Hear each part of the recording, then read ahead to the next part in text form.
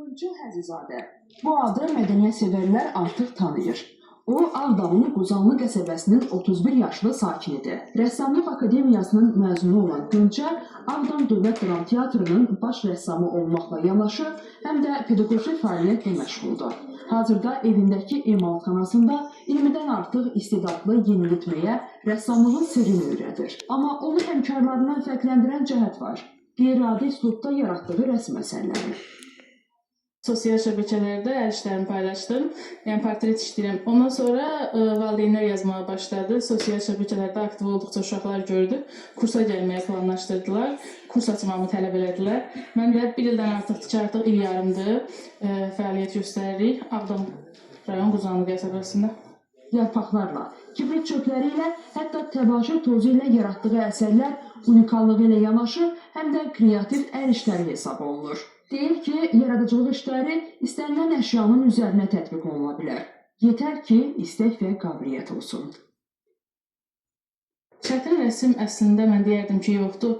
Çünki öyrənmək istəyən uşağa, marağı olan uşağa heç bir çətinlik yoxdur. Maraq varsa, o qabiliyyət də olur. Üzərində işlədikcə sıfırdan da öyrənən uşaqlarımız var. Onun ən maraqlı əl işləri isə torpaq üzərində tanınmış şəxsiyyətlərin rəsmləridir. Əvvəlcədən torpaq üzərində rəsmin eskizi hazırlanır. Kölgələr, cizgilər qurulur. Sonra isə təbaşir tozu ilə eskizin üzəri örtülür. Sonda cizgili örgü təbaşir tozunun içərisindən götürülür. Rəssam bu işi tək yox, yetirmələri ilə birlikdə icra edir. Təbaşir tozu ilə torpaq üzərində tanınmış insanların rəsmini çəkirik biz və buradan Gönçə müəllimə bizə də öyrədibdi ki, yəni biz belə təbaşir tozu ilə şəkillər çəkə bilərik. Balaca vaxtdan çəkirəm rəsm.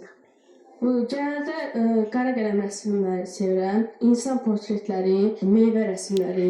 Sağ olsun Gönçə müəllim yaxşı, daha da irəliləşdirir bizi rəsm çəkməkdə.